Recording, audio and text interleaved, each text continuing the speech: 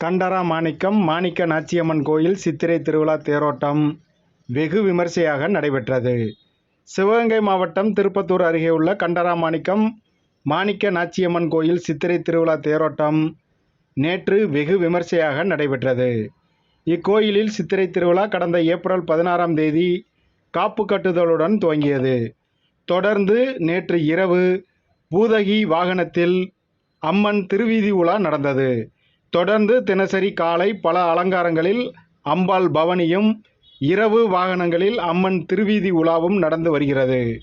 நேற்று காலை விரலி மஞ்சள் அலங்காரத்திலும், இரவில் காமதேனு வாகனத்திலும் அம்பாள் வீதி வலம் வருகை புரிந்தார். நேற்று காலை 9 மணிக்கு மகா கணபதி மாணிக்கநாச்சி அம்பாள் தேரில் எழுந்தருளினர்.